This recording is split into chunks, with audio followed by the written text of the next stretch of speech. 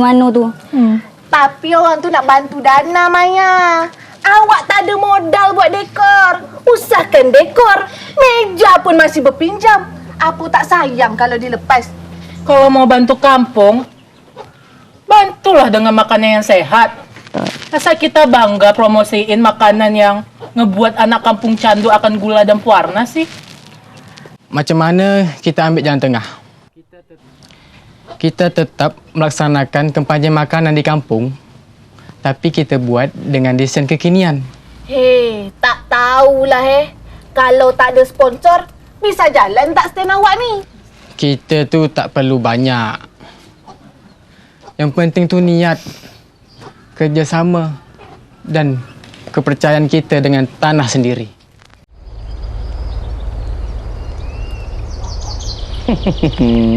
Sudah siap saji. Tak perlu lama-lama.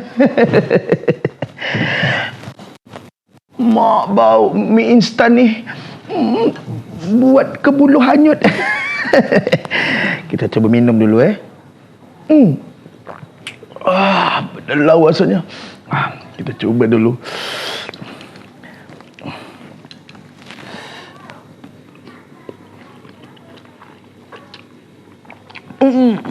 Sedap je.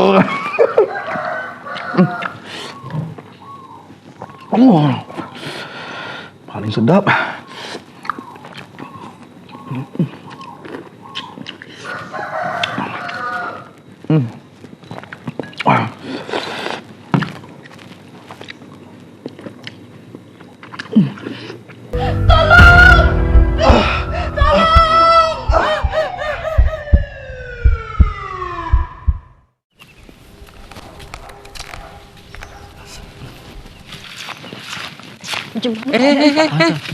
Siapa tu? Kau kenapa tergesa-gesa dengan dia ni? Nak ke mana? Ha? Ini Pak Leman. Kami dapat khabar semalam. Ya, Pak. Pak Idrus bawa balik dia rumah sakit.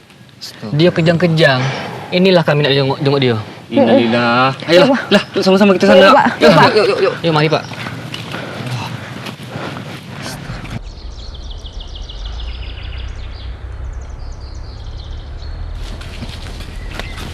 Assalamualaikum. Ya Allah. Waalaikumsalam. InsyaAllah. Aku sihat terus. Wah, ni.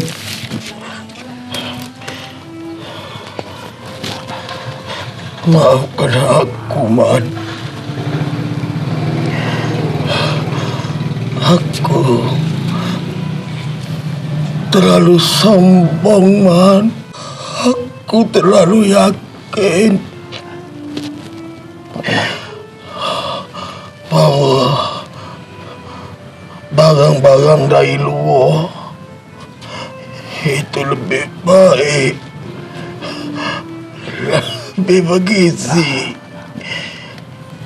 dan telur ayam kampung, pucuk ubi, bahkan ikan-ikan yang ada sungai kita. Aku anggap itu semua kampung, Man. Kita ni yang lupa terus. Lupa bahawa tanah pijak.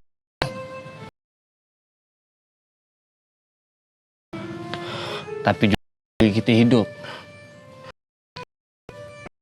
Man, hanya malu.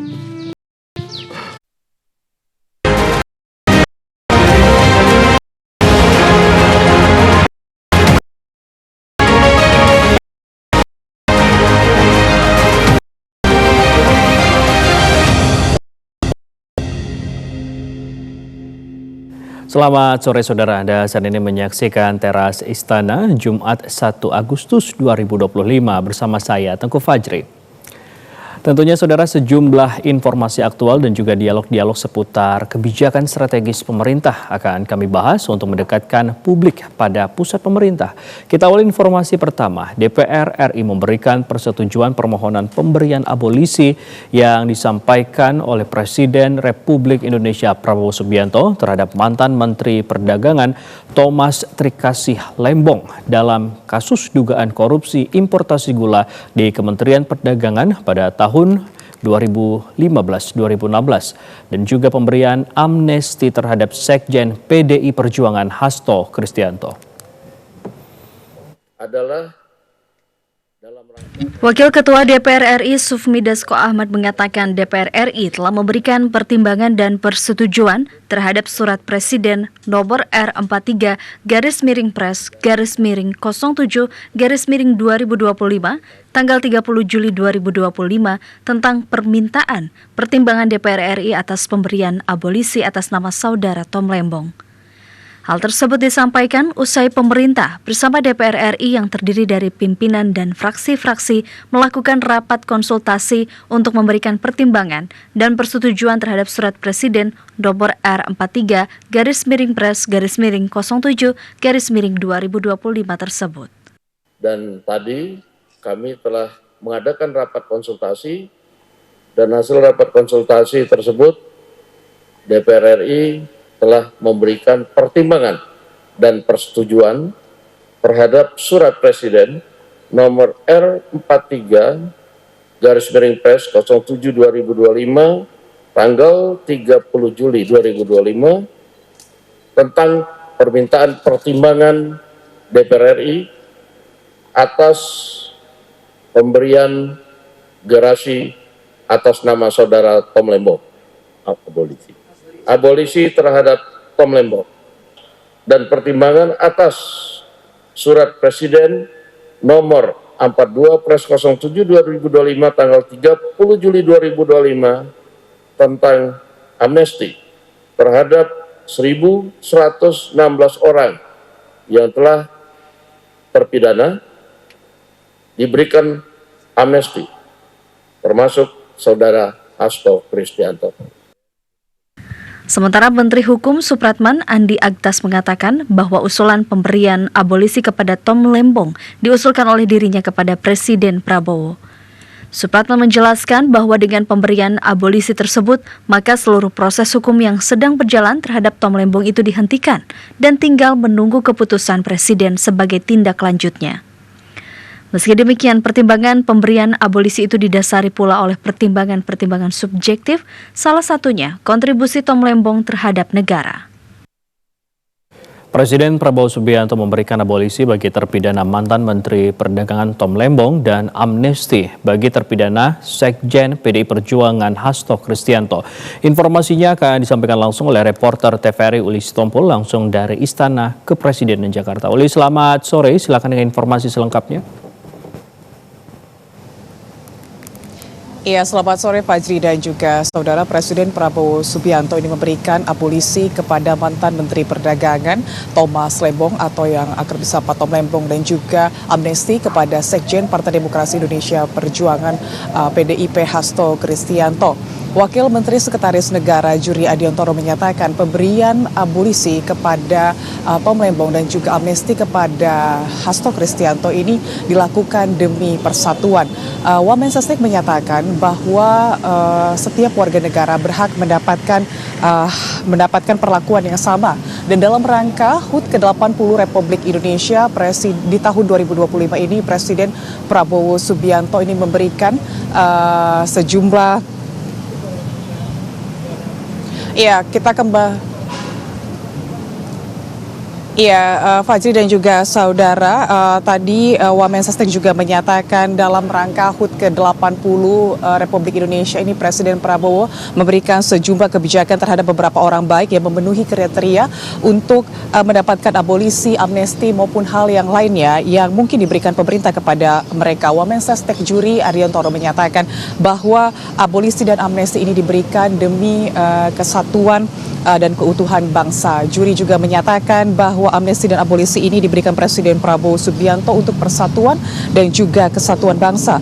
Wamen Sastek Juri mengungkapkan alasan mengapa abolisi baru diberikan kepada Tom Lembong atau mantan Menteri Perdagangan Tom Lembong dan juga Sekjen, amnesti kepada Sekjen PDIP Hasto Kristianto ini mengingat proses hukum dari kedua belah pihak yang baru saja rampung dalam beberapa waktu lalu. Ia juga menyatakan pemberian ini juga bukan untuk intervensi dari hukum. Wamen Sastek menyatakan bahwa keputusan Presiden ataupun Kepres terkait abolisi dan amnesti ini juga bahkan diterbitkan, namun ia belum bisa memastikan kapan waktunya Kepres ini akan diterbitkan. Dan berikut pernyataan dari Wamen Sastek Juri Ardiantoro. Kita sudah tahu prinsip Pak Presiden Pak Prabowo di dalam memegang pemerintahan ini, bahwa pada intinya kalau kita ingin maju maka semua harus bersama-sama, bergotong royong. Persatuan menjadi kunci. Jadi semua elemen, semua unsur, semua hal yang terkait dengan persatuan pasti akan diperjuangkan oleh Bapak Presiden. Jadi kebijakan apapun termasuk kebijakan politik demi persatuan dan kesatuan, Bapak Presiden akan mengambil langkah-langkah tersebut. Jadi kalau misalnya pemberian abolisi, amnesti, atau juga kebijakan lain yang bisa dimaknai dan bisa menjadi faktor mempererat, mempersatukan seluruh elemen bangsa akan dilakukan oleh Bapak Presiden. Jadi kuncinya di situ. Iya, Fajri dan juga saudara, sebelumnya Wakil Ketua DPR RI Sufmi Dasko ini memang memberikan atau menyetujui dua permintaan penting dari Presiden Prabowo Subianto, yakni pemberian abolisi kepada mantan Menteri Perdagangan Tom Lembong dan juga amnesti kepada Sekjen PDIP Hasto Kristianto serta 1.116 warga lainnya. Sufmi Dasko menyatakan bahwa pemberian ini sebagai komitmen negara untuk merawat persatuan dan kesatuan bangsa dalam rangka HUT ke-80 Republik Indonesia. Demikian informasi yang dapat kami sampaikan. Kita kembali ke Anda, Fajri. Baik, Uli Sitompul melaporkan langsung dari Istana Kepresidenan Jakarta. Terima kasih, selamat kembali bertugas. Saudara, Tom Trikasih Lembong atau Tom Lembong, mantan Menteri Perdagangan periode 2015 hingga 2016 bebas dari Lapas Cipinang, Jakarta Timur usai diberikan abolisi oleh pemerintah. Dan berikut kita akan menuju ke Lapas Cipinang untuk mengetahui bagaimana situasi terkini di sana. Tapi komitmen Pak Tom Lembong, dia akan berdiri bersama kawan-kawan untuk menegakkan keadilan. Insya Allah. Pak, nanti SOP-nya gimana sih Pak setelah surat itu diserahkan oleh Pak Sufmi Dasko ke dalam, artinya langsung gimana Pak SOP-nya? Ya, kalau standarnya begitu Kepres itu sudah diterima oleh pihak, dalam hal ini pihak Rutan ya, Rutan juga nanti melalui pihak kejaksaan, maka bisa diproses langsung dikeluarkan gitu. Nah, memang persoalannya kan Pak Tom Lembong ini kan masih tahanan, yang melaksanakan tahannya kan oleh Pengadilan Tinggi. Tapi yang melaksanakan kejaksaan, ya. Tapi sebetulnya proses-proses ini sebetulnya bisa dilampaui. Zaman sekarang orang cukup difoto, cukup di email, sudah bisa dilaksanakan. Jadi itu alasan-alasan teknis tidak akan mengganggu sebetulnya. Karena secara prinsipnya Kepres itu sudah ditandatangani dan Presiden DPR sudah menyetujuinya, ya, seperti itu. Bang, apakah ini bisa dipastikan nanti malam akan menjalani pemeriksaan kesehatan terlebih dahulu dan sebagainya? Ya, Pak Tom akan mengikuti standar operasional yang ditetapkan di sini ya. Kita belum tahu nanti apakah perlu dilakukan segala macamnya. Tapi sekarang Pak Tomnya sudah prepare. Sekarang lagi mengemas barang-barangnya. Dan saat ini Pak Tom lagi bersama tahanan-tahanan yang lain. Jadi banyak sekali tahanan-tahanan yang lain meminta semacam kenang-kenangan dari Pak Tom. Surat-surat buat anaknya, buat istrinya, buat saudaranya yang lagi ujian. Banyak sekali. Jadi Pak Tom lagi sibuk nih sekarang buatin surat. Kesehatan Pak Tom sendiri gimana Pak? Baik, alhamdulillah beliau sehat. Bisa bertanya Pak? Ya. Apakah tim kuasa hukum dari Pak Tom Lembong akan mengajukan untuk proses hakim yang memfonis Pak Tom Lembong? Kalau emang ini buat penegakan hukum yang tidak berlaku pada Tom Lembong dan keluarga, keadilan seluruh Indonesia, apakah ada kemungkinan melakukan proses itu Pak? Iya, kami sudah melakukan, bukan akan kemungkinan.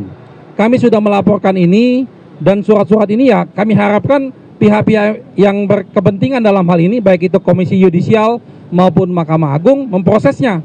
Kita bukan bicara tentang materi putusannya, tapi profesionalitas dari penegak-penegak hukum itu yang kita utamakan. Ya. Ya. Saya yakin nama baik Pak Tom Lembong tidak akan tercemar. Semua tahu bahwa dia bukan koruptor. Ya.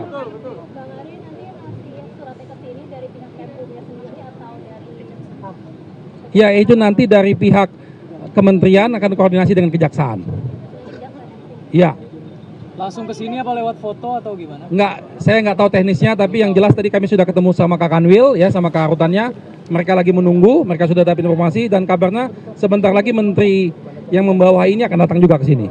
Datang ke lokasi, Pak? Pak Menteri membawa lapas, Pak Agus ya. Ya. Oke. Ya, betul sekali. Ya. Oke, cukup ya kawan-kawan. Mohon maaf menunggu. Terima kasih. Assalamualaikum warahmatullahi wabarakatuh. Baik, terima kasih teman-teman. Sebentar lagi. Tenang, masih. Sebagaimana tadi.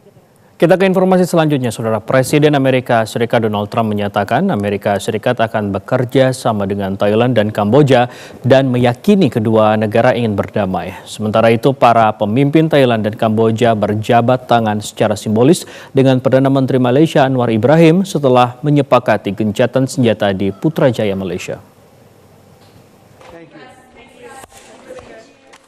Presiden Amerika Serikat Donald Trump pada Minggu 27 Juli mengungkapkan ia meyakini Thailand dan Kamboja ingin menyelesaikan konflik perbatasan mereka setelah Trump menyatakan tidak akan mencapai kesepakatan dagang dengan kedua negara kecuali mereka mengakhiri konflik. Hal itu disampaikan Trump di awal pertemuannya dengan Presiden Komisi Eropa Ursula von der Leyen di Thornbury, Skotlandia. Ketegangan antara Thailand dan Kamboja meningkat sejak terbunuhnya seorang tentara Kamboja pada akhir Mei dalam pertempuran singkat di perbatasan. Pertempuran kembali terjadi pada Kamis 24 Juli dan dalam 4 hari meningkat menjadi pertempuran terburuk antara kedua negara tetangga tersebut yang menewaskan lebih dari 30 orang. Perdana Menteri Malaysia Anwar Ibrahim memfasilitasi perundingan gencatan senjata antara Thailand dan Kamboja di tengah upaya internasional untuk menghentikan pertempuran antara kedua negara. Pertempuran antara Perdana Menteri Kamboja Hun Manet dan Perdana Menteri sementara Thailand Phumtham Wechayachai berlangsung di Putrajaya, Malaysia hari ini. Anwar Ibrahim telah mengusulkan perundingan gencatan senjata segera setelah sengketa perbatasan meletus menjadi pertempuran pada Kamis 24 Juli. Sementara China dan Amerika Serikat juga menawarkan bantuan dalam negosiasi tersebut. Usai negosiasi, para pemimpin Thailand dan Kamboja menggelar konferensi pers dan mengumumkan gencatan senjata segera dan tanpa syarat untuk mengakhiri konflik perbatasan. Perdana Menteri sementara Thailand Phumtham Wechayachai dan Perdana Menteri Kamboja Hun Manet sepakat untuk menghentikan permusuhan dan melanjutkan komunikasi langsung. Di akhir konferensi pers, kedua pemimpin berjabat tangan secara simbolis dengan Perdana Menteri Malaysia Anwar Ibrahim.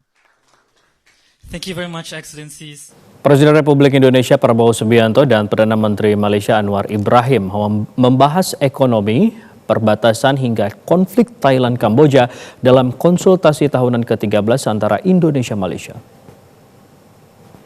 Presiden Republik Indonesia Prabowo Subianto menerima kunjungan resmi Perdana Menteri Malaysia Anwar Ibrahim di Istana Kepresidenan Jakarta 29 Juli 2025. Menteri Luar Negeri Sugiono menyatakan dalam pertemuan konsultasi tahunan ke-13 antara Indonesia-Malaysia dibahas berbagai isu strategis baik regional maupun kawasan. Menlu menjelaskan Presiden RI Prabowo Subianto menyoroti kemajuan yang dicapai kedua negara, diantaranya perundingan perbatasan dan penurunan penangkapan nelayan di wilayah masing-masing. Selain itu dibahas pembentukan Community Learning Center untuk anak-anak pekerja migran Indonesia di Malaysia. Kedua pemimpin negara juga membahas konflik perbatasan antara Thailand dan Kamboja. Indonesia berkomitmen bekerja sama dengan Malaysia dan ASEAN mengakhiri konflik Thailand dan Kamboja.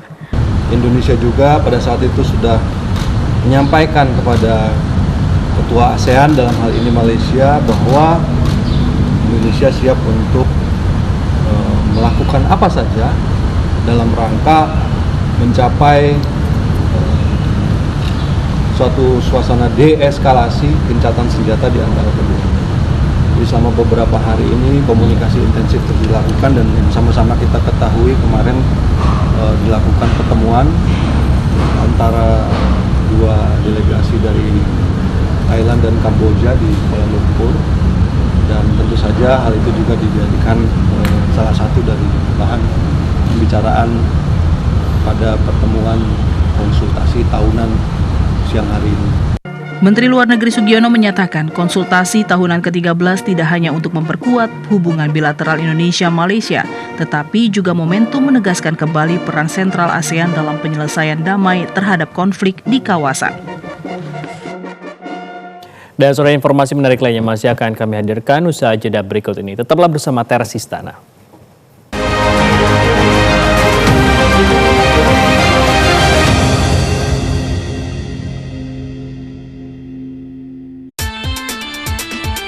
Pertandingan bulu tangkis paling bergengsi sejagat raya, BWF Series 2025. Saksikan aksi luar biasa para pebulu tangkis berebut supremasi dunia.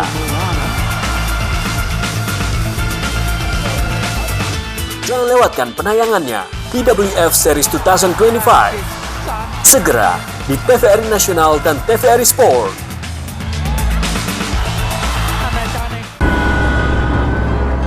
Mana kau taruh uang itu? Kau jangan banyak tanya. Kita segera pergi dari Jakarta deh. Kerasnya ibu kota membuat Marbun dan keluarga pindah ke desa untuk memulai hidup baru. Di desa itu ya, banyak banget kejadian-kejadian yang tidak disangka-sangka. Contohnya, tadi kan ada orang naik motor, terus tiba-tiba nyungsep deh. Namun, segalanya tak semudah yang dibayangkan. Ada banyak cerita, tantangan, dan pelajaran yang harus dilalui. Saksikan perjalanan penuh warna dalam serial Desaku Yang Kucinta setiap minggu pukul 19 waktu Indonesia Barat.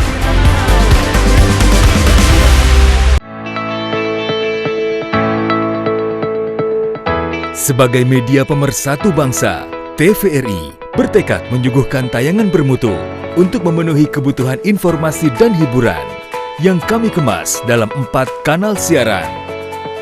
TVRI Nasional, TVRI World, TVRI Sport,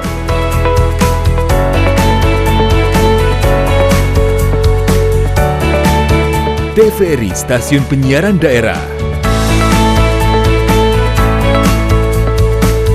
TVRI hadir sebagai garda terdepan penyiaran Indonesia yang mendukung Asta Cita.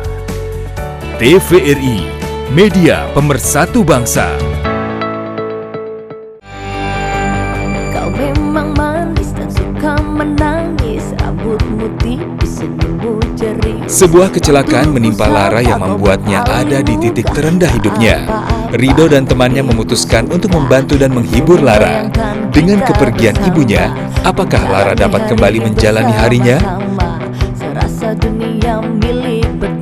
Cerita tentang kita setiap Jumat pukul 22.30 waktu Indonesia Barat. Acara musik yang bakal bikin pemirsa bernyanyi dan berjoget bersama bintang tamu spesial dan host yang asik. Penyanyinya, ramai pemusiknya, seru penontonnya, gemersama. Yuk seru-seruan bareng di The Teras setiap Jumat pukul 22.30 waktu Indonesia Barat.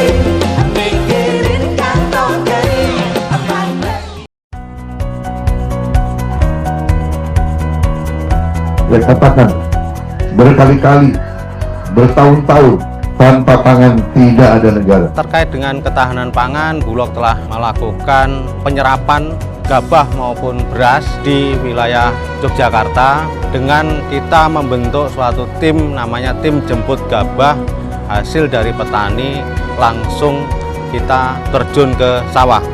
Tentunya petani dapat menikmati harga yang bagus, lebih bagus daripada ketika petani itu menjual ke pedagang atau pengepul.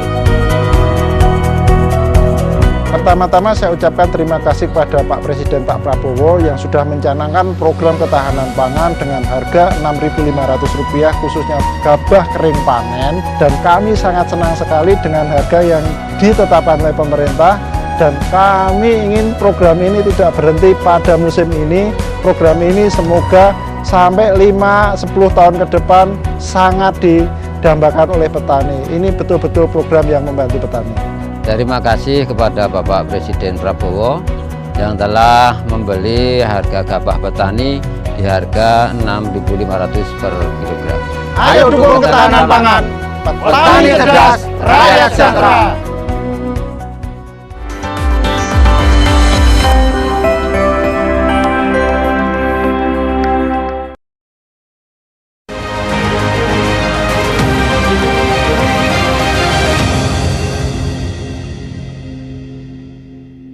Terima kasih saudara, Anda kembali menyaksikan Teras Istana bersama saya Tengku Fajri. Saudara, pemerintah menetapkan 18 Agustus 2025 sebagai hari libur dalam rangka memperingati hari ulang tahun ke-80 Republik Indonesia. Keputusan itu dilakukan untuk memberikan kesempatan kepada masyarakat menggelar berbagai kegiatan dan perlombaan. Wakil Menteri Sekretaris Negara Juri Ardiantoro menyatakan, penetapan hari libur 18 Agustus dilakukan agar masyarakat dapat lebih leluasa menggelar kegiatan dan perlombaan sesuai dengan tradisi tiap daerah dalam rangka memeriahkan HUT ke-80 RI. Namun, Wamensesnek menjelaskan, hari libur 18 Agustus itu hanya berlaku pada tahun ini.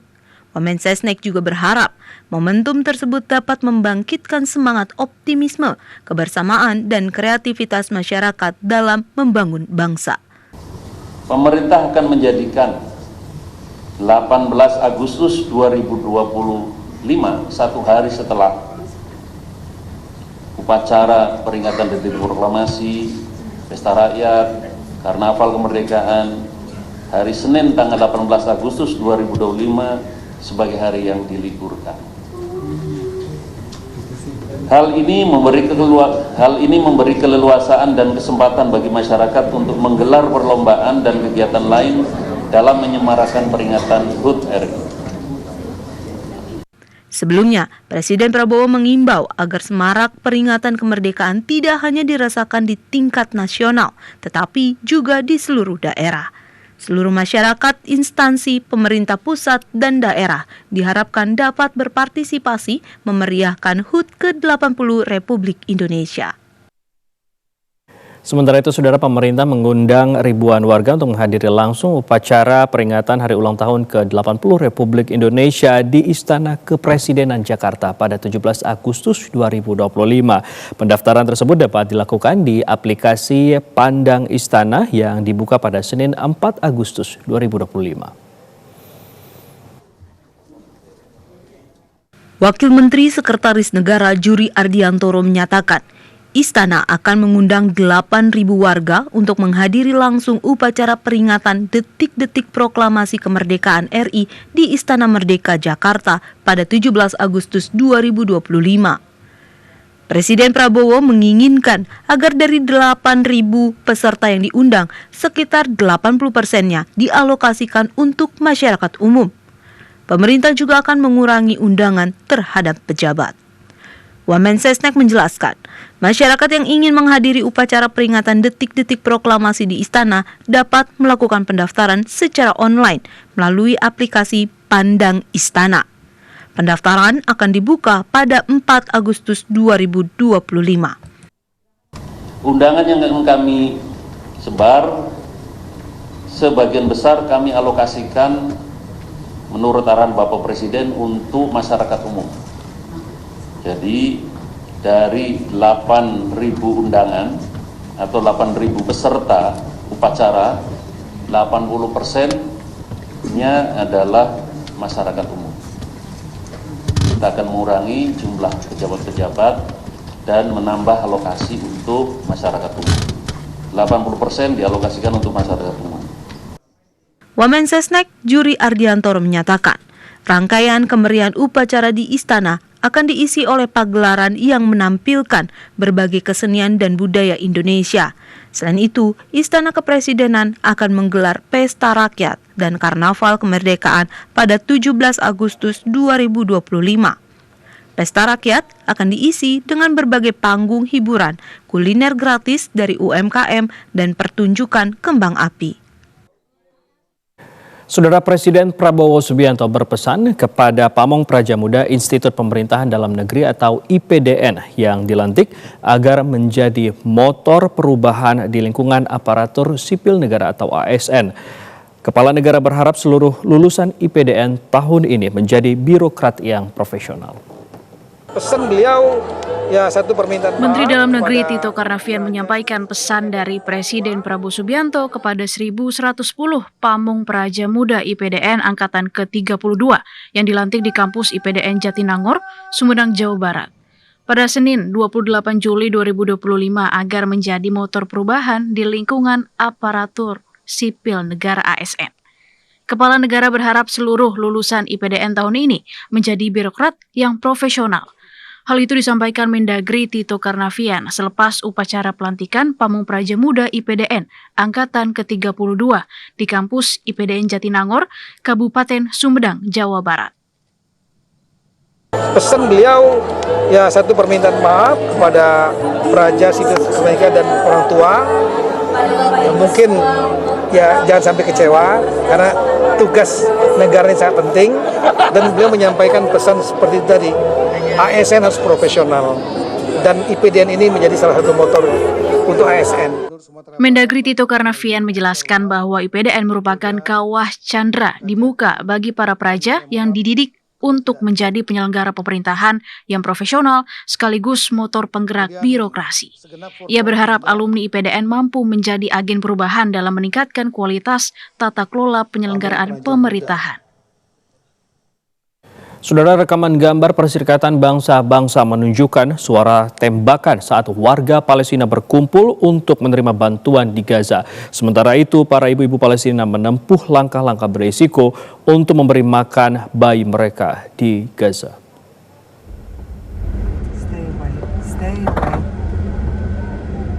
Video yang dirilis oleh Kantor Koordinasi Urusan Kemanusiaan Perserikatan Bangsa-Bangsa (OCHA) pada Rabu waktu setempat menunjukkan suara tembakan saat warga Palestina berkumpul menunggu bantuan pangan di Gaza, Palestina. OCHA mengatakan itu adalah tembakan Israel. Olga Serevko dari OCHA mengatakan puluhan ribu orang yang kelaparan dan putus asa sedang menunggu terlihat oleh kendaraan PBB setelah mereka diizinkan melewati pos pemeriksaan pasukan Israel. Salah satu kendala yang dihadapi Badan PBB dalam mengirimkan bantuan adalah waktu tunggu lebih dari 2 jam di pos pemeriksaan. Dalam video, kerumunan warga Palestina berjongkok menunggu lalu bergegas menuju kendaraan PBB yang tiba. Di Gaza, para ibu Palestina menempuh langkah-langkah beresiko untuk memberi makan bayi mereka. Di tenda darurat di pantai Gaza, bayi yatim piatu bernama Muntaha yang baru berusia 3 bulan terpaksa diberi sup miju-miju atau teh herbal oleh neneknya untuk mencegah kelaparan. Keluarga Muntaha adalah salah satu dari banyak keluarga di Gaza yang menghadapi pilihan sulit untuk memberi makan bayi, terutama mereka yang berusia di bawah 6 bulan yang belum dapat mencerna makanan padat. Susu formula bayi langka setelah akses bantuan ke Gaza diblokir Israel. Banyak ibu Palestina tidak dapat menyusui karena kekurangan gizi. Bayi terpisah dari ibu mereka di pengungsian, cedera, sang ibu tewas oleh serangan Israel. Salah satu pendiri kelompok kampanye pro-Palestina memenangkan gugatan hukumnya atas keputusan pemerintah Inggris yang melarang kelompok tersebut berdasarkan undang-undang anti-terorisme. Huda Amori yang turut mendirikan Palestina Action pada tahun 2020 meminta Pengadilan Tinggi London untuk memberikan lampu hijau bagi gugatan penuh atas larangan kelompok tersebut yang dibuat atas dasar melakukan atau berpartisipasi dalam aksi terorisme. Larangan tersebut menjadikan anggota kelompok pro-Palestina sebagai pelaku tindak pidana dengan hukuman maksimal 14 tahun penjara. Informasi aktual lainnya masih akan kami hadirkan usai jeda berikut ini. Tetaplah bersama Teras Istana.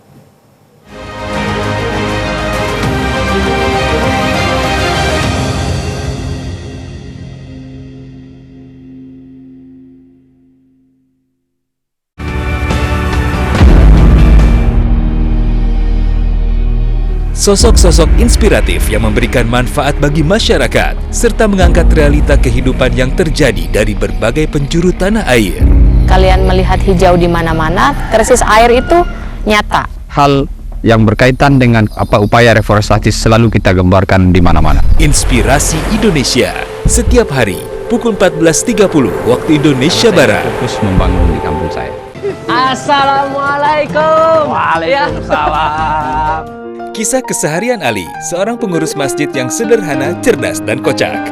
Ia dihadapkan pada beragam cerita yang terjadi di lingkungan sekitar masjid. Mau kemana kamu? Ada urusan ya? Urusan musola. Bagaimana keseruan kisah Ali dan para warga?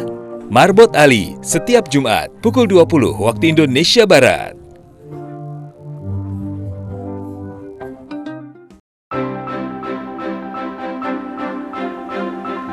Temani hari Anda dengan beragam informasi terbaik dan peristiwa yang terjadi silih berganti.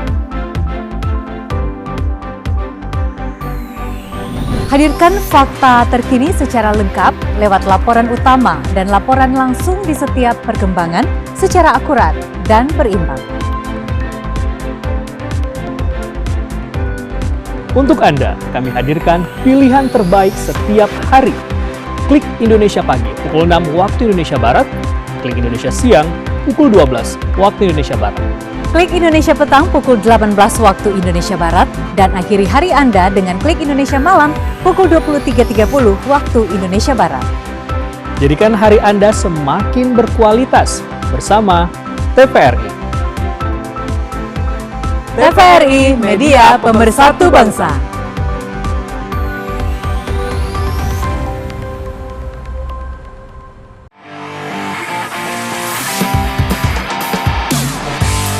Anda pecinta olahraga? Perbaharui informasi Anda seputar dunia olahraga dengan menyaksikan Monitor Olahraga. Saksikan Monitor Olahraga setiap hari pukul 00 waktu Indonesia Barat di TVRI Nasional dan TVRI Sport.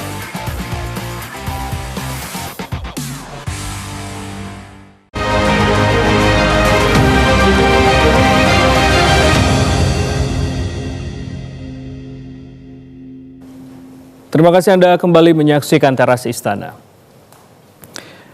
Saudara Presiden Republik Indonesia Prabowo Subianto dan Perdana Menteri Malaysia Anwar Ibrahim membahas sejumlah topik ekonomi, perbatasan hingga konflik Thailand-Kamboja dalam konsultasi tahunan ke-13 antara Indonesia dan Malaysia.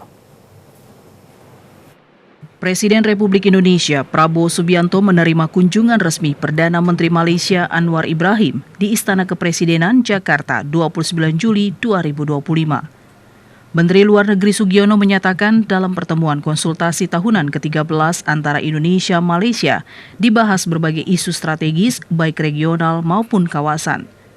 Menlu menjelaskan Presiden RI Prabowo Subianto menyoroti kemajuan yang dicapai kedua negara, diantaranya perundingan perbatasan dan penurunan penangkapan nelayan di wilayah masing-masing. Selain itu dibahas pembentukan Community Learning Center untuk anak-anak pekerja migran Indonesia di Malaysia. Kedua pemimpin negara juga membahas konflik perbatasan antara Thailand dan Kamboja. Indonesia berkomitmen bekerja sama dengan Malaysia dan ASEAN mengakhiri konflik Thailand dan Kamboja. Indonesia juga pada saat itu sudah menyampaikan kepada Ketua ASEAN dalam hal ini Malaysia bahwa Indonesia siap untuk melakukan apa saja dalam rangka mencapai suatu suasana deeskalasi gencatan senjata di antara kedua. Jadi selama beberapa hari ini komunikasi intensif terus dilakukan dan yang sama-sama kita ketahui kemarin dilakukan pertemuan antara dua delegasi dari Thailand dan Kamboja di Kuala Lumpur, dan tentu saja hal itu juga dijadikan salah satu dari bahan pembicaraan pada pertemuan konsultasi tahunan siang hari ini. Menteri Luar Negeri Sugiono menyatakan konsultasi tahunan ke-13 tidak hanya untuk memperkuat hubungan bilateral Indonesia-Malaysia, tetapi juga momentum menegaskan kembali peran sentral ASEAN dalam penyelesaian damai terhadap konflik di kawasan. Saudara, kawasan Asia Tenggara meskipun dikenal relatif stabil namun tetap menghadapi berbagai tantangan geopolitik dan konflik internal baik antar negara maupun juga dalam negeri masing-masing anggota ASEAN. Indonesia sebagai negara terbesar di kawasan dan salah satu pendiri ASEAN memiliki peran strategis sebagai mediator dan penjaga stabilitas regional. Lalu bagaimana Indonesia menjalankan peran diplomatiknya? Kita akan membahas lebih lanjut bersama dengan narasumber kita melalui sambungan daring Gubernur Lemhanas, Pak Aceh Hasan Syadzili. Pak Aceh, Assalamualaikum, salam sehat Pak Aceh. Waalaikumsalam, salam sehat Mas Fajri. Baik, Pak Aceh. Pak Aceh, ini kalau kita lihat Pak Aceh, ini sedikit terkait dengan konflik yang terjadi antara Thailand dan juga Kamboja, Pak Aceh. Bagaimana peran Indonesia ini sendiri, Pak Aceh, melihat dalam konflik Thailand dan Kamboja di tahun 2020 ini? Jika dibandingkan, Pak Aceh, dengan keterlibatan Indonesia dalam konflik serupa di tahun 2011 lalu, Pak.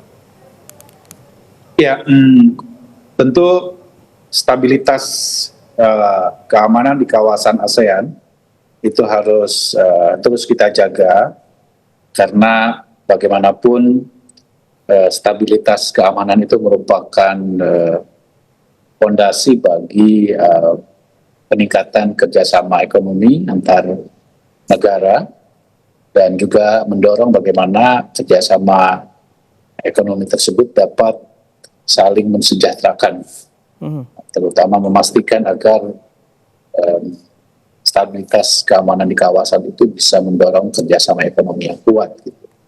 ASEAN, sebagaimana kita tahu, merupakan salah satu kawasan yang paling tinggi produktivitas pertumbuhan ekonominya di dunia, ya.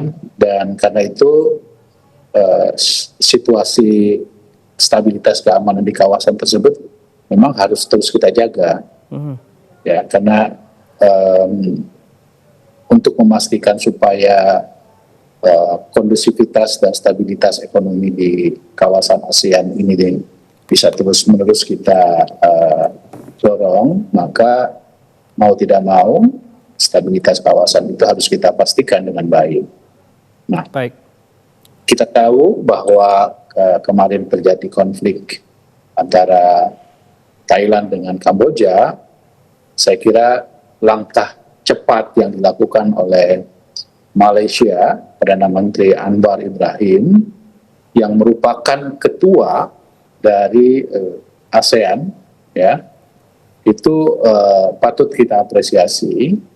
Dan kita tahu bahwa Indonesia memiliki peran yang juga penting, tetapi karena saat ini keketuaan itu ada pada Malaysia, tentu yang paling depan adalah Malaysia. Gitu, ya. Sama halnya dengan konflik di tahun 2011. Waktu itu Indonesia merupakan ketua ASEAN, maka Indonesia yang paling depan dalam memastikan stabilitas kawasan di ASEAN tersebut, begitu. Baik, tapi kalau kita lihat, Mas Praji. Tapi kalau kita lihat secara garis besar nih Pak, antara 2011 dan 2015 ini sebenarnya kan Indonesia ini memiliki peran yang penting. Tapi sebenarnya apa nilai strategis yang Indonesia miliki dalam menjaga perdamaian di kawasan Asia Tenggara ini, Pak? Ya, secara natural Indonesia ini kan negara paling besar di ASEAN, ya. Dari aspek penduduk, kemudian juga PDB-nya gitu ya, GDP-nya, serta luas wilayahnya gitu. Tentu kalau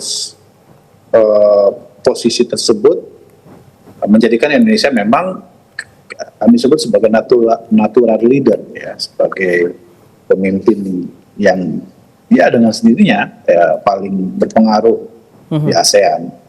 Karena itu pengaruh kepemimpinan Indonesia sebagai natural leader tersebut tentu menjadi penting sekali untuk bisa mendorong bagaimana Indonesia dapat mengambil inisiatif-inisiatif penting, apalagi kita tahu bahwa beberapa di antara pemimpin di Kamboja misalnya punya kedekatan khusus dengan pemimpin-pemimpin di Indonesia, ya.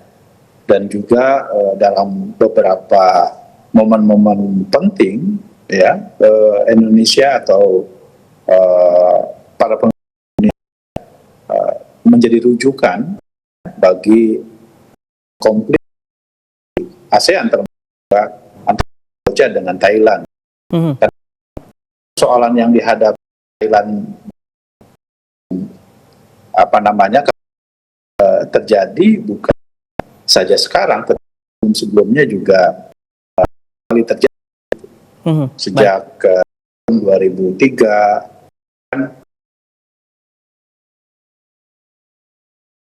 dipicu persoalan kuil yang dinilai nilai baik di Kamboja sendiri maupun masyarakat di Thailand, hingga penyelesaiannya diserahkan ke Mahkamah Internasional, ya.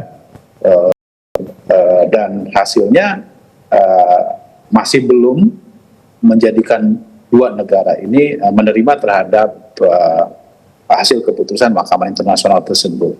Nah, jadi potensi konflik itu bisa saja terjadi, gitu ya. Hanya memang disinilah pentingnya kita terus menjunjung tinggi, ya, kerjasama di ASEAN yang memang sudah disepakati bersama.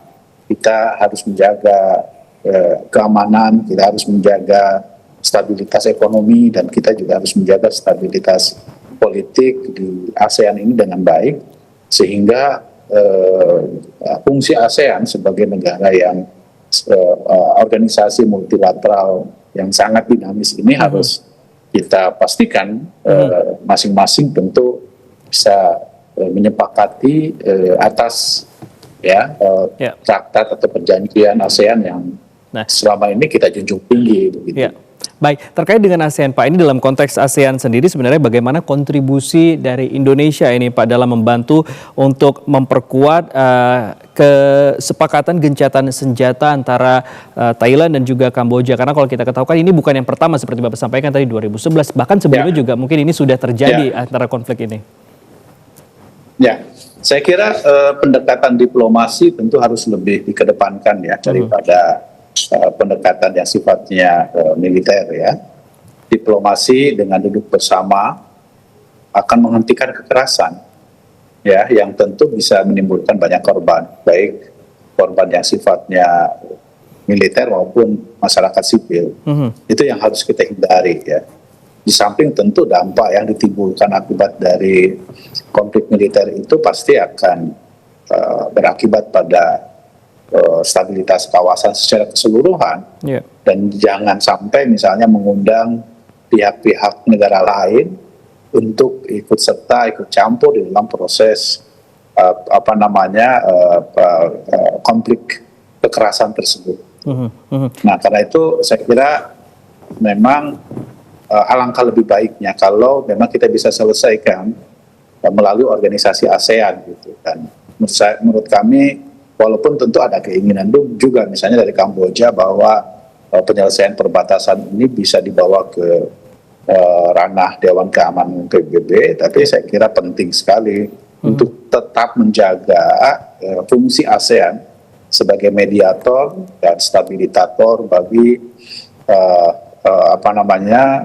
keamanan kawasan tersebut, termasuk diantaranya tetap kita menjunjung tinggi saling menghargai antara satu negara dengan negara yang lain di kawasan ASEAN ini. Ya, baik. Tapi Pak Aceh, ini kalau kita lihat secara keseluruhan, ini sebenarnya bagaimana dampak keterlibatan Indonesia ini terhadap citra diplomatiknya, Pak, dengan di kawasan ASEAN maupun juga global seperti yang disampaikan tadi, apakah ada kemungkinan bahwa Indonesia akan membawa isu ini ke PBB nantinya di bulan September nanti, ini seperti apa, Pak?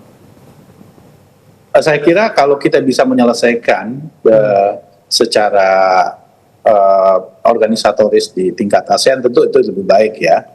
Karena memang selama ini ASEAN selalu menjadi jangkar stabilitas kawasan yang tidak menjadi selalu membawa ke fora internasional, ya. Nah, jadi dari berbagai, karena sekarang ini ketuanya adalah Malaysia, di bawah kepemimpinan Perdana Menteri Anwar Ibrahim, tentu mekanisme untuk bisa menyelesaikan tersebut misalnya bisa dilakukan melalui masukan kepada Perdana Menteri Malaysia sebagai ketua ASEAN, dan saya kira itu juga yang dilakukan oleh Presiden Prabowo ya kepada Perdana Menteri Malaysia yang dilakukan pada 3-4 hari yang lalu gitu ya. Selain bahwa tentu jika persoalan ASEAN ini kan juga bisa kita bicarakan secara bersama-sama dengan melakukan inisiatif menggalang kekuatan negara-negara lain di ASEAN gitu ya, untuk sama-sama ikut serta dalam menyelesaikan bagaimana jangan sampai terjadi kekerasannya itu merembet pada wilayah lain. Ya. Baik. Tapi sejauh yang kami amati, ya, kami optimis bahwa penyelesaian damai dengan cara dialog itu sudah dilakukan dengan sangat baik ya.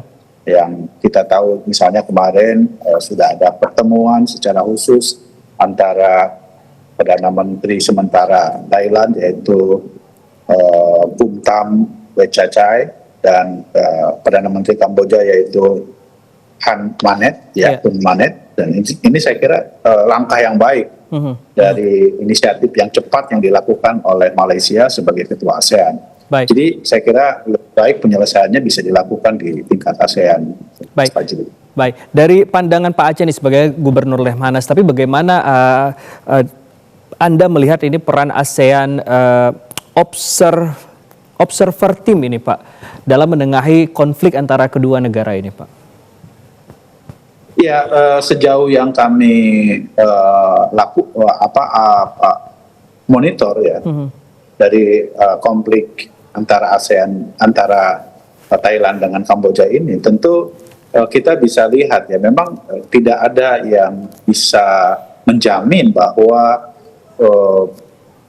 konflik antara ASEAN, antara Thailand dengan Kamboja ini akan selesai sampai di sini. Yeah.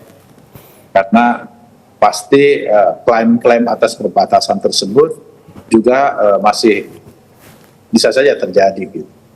Nah karena itu salah satu hal yang perlu terus kita dorong adalah bagaimana penyelesaian pada hukum internasional ya, dan itu diterima oleh kedua negara.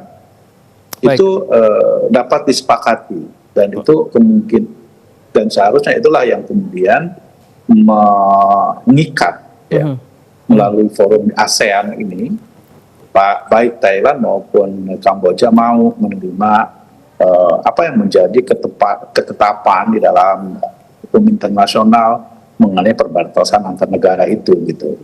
Walaupun tentu dalam beberapa hal ya kita tahu kasus perbatasan ini ternyata memang pernah diangkat dalam keputusan Mahkamah Internasional di tahun 2000 gitu. Baik. Ya, di mana Joint Boundary Commission juga telah menyepakati terkait dengan konflik perbatasan itu. Baik. Tapi intinya saya kira stabilitas kawasan ini harus sama-sama kita jaga. Indonesia memiliki peran yang sangat penting untuk bisa memastikan hal tersebut ya, dengan cara terus melakukan dialog antar negara maupun melalui pertemuan-pertemuan antar menteri di ASEAN untuk bisa memastikan supaya stabilitas kawasan ini tetap bisa terjaga dengan baik. Baik, kita harapkan bersama itu dapat terjadi dengan lancar. Pak, saya sedikit beralih ini Pak, ada selain konflik antara Thailand dan juga Kamboja, ini kan juga kita sedang sedikit membahas terkait dengan konflik antara Israel dan juga Palestina, di mana Menlu RI ini menyampaikan Indonesia memberikan apresiasi kepada Perancis dan juga Inggris atas keputusan mereka untuk mengakui Palestina. Nah, ini Pak yang menjadi pertanyaan saya adalah apa latar belakang politik dan juga diplomatik di balik rencana Inggris dan Perancis ini yang akhirnya ikut mengakui kedaulatan Palestina ini Pak? Ya, tentu kita patut sambut dengan baik ya sikap politik dari Inggris dan Perancis yang mengakui Palestina sebagai negara, gitu ya. Karena memang sebelumnya kan sebagian besar dari negara-negara Eropa itu tidak mengakui keberadaan Palestina sebagai state, gitu, sebagai sebuah negara dan menjadi bagian dari anggota PBB. Nah, pengakuan atas Palestina sebagai sebuah negara oleh negara besar seperti Inggris dan Prancis ini tentu akan menjadi modal bagi upaya kita yang selama ini Indonesia cukup penting sekali. Ya, menggalang kekuatan internasional agar Palestina menjadi negara yang berdaulat dan diakui oleh negara-negara lain dan menjadi bagian dari keanggotaan PBB. Ya, maka kita harapkan tentu nanti pada sidang tahunan PBB, ya, penggalangan kekuatan untuk menjadikan Palestina sebagai negara yang berdaulat dan diakui sebagai negara yang memiliki teritorial yang legal gitu, itu bisa dipastikan pada sidang tahunan PBB yang dilaksanakan pada bulan September yang akan datang gitu ya. Baik. Nah, tentu ini semua kan juga prosesnya sudah mulai dilakukan dari sekarang. Presiden Prabowo kan sudah pernah menyampaikan juga bahwa kita akan juga mengakui solusi two-state solution. Kita bisa mengakui Israel sebagai sebuah negara asal dia juga harus mengakui Palestina sebagai sebuah negara gitu. Jadi itu penyelesaian damai. Karena itu apa yang terjadi dengan konflik di Gaza maupun pengakuan pengakuan Israel terhadap pendudukan terhadap tepi barat ini harus segera diserahkan kepada otoritas pemerintah Palestina yang saat ini berada di tepi barat. Jadi saya kira dengan diakuinya Palestina sebagai sebuah negara oleh otoritas negara seperti Palestina, seperti Inggris dan Prancis, dan juga misalnya Kanada, tentu ini sangat menggembirakan buat upaya kita untuk memastikan agar Palestina yang selama ini mengalami penderitaan akibat serangan dari Zionis Israel itu bisa dihentikan gitu. Baik, Pak Aceh, mungkin ini terakhir Pak Aceh, sebenarnya apa yang dapat terus dilakukan oleh negara kita Indonesia ini untuk dapat terus memberikan dampak positif dan juga dapat mendukung terjadinya perdamaian di seluruh negara, tidak hanya di Thailand, Kamboja, kemudian Palestina, Israel, kemudian juga ada di Ukraina dan juga Rusia ini. Ya, Indonesia sekali lagi memiliki peran yang penting ya untuk turut serta, karena ini kan sebetulnya juga kewajiban dari konstitusi kita gitu ya, turut serta untuk menciptakan ketertiban dunia. Selain bahwa memang dengan posisi Indonesia yang menganut politik bebas aktif, itu memungkinkan bagi kita menggalang kekuatan tanpa memiliki pretensi untuk bergabung kepada salah satu blok kekuatan dunia. Kan doktrin Presiden Prabowo jelas sekali. Satu lawan, satu musuh terlalu banyak, 1000 sahabat atau 1000 kawan terlalu sedikit. Itu artinya apa? Bahwa bagi Indonesia prinsip dasarnya adalah bagaimana kita membangun kerjasama internasional itu harus dilakukan secara terus-menerus dalam rangka memastikan bahwa perdamaian dunia itu menjadi prasyarat bagi upaya kita untuk menciptakan kesejahteraan bukan saja di negara kita tetapi juga di seluruh dunia gitu.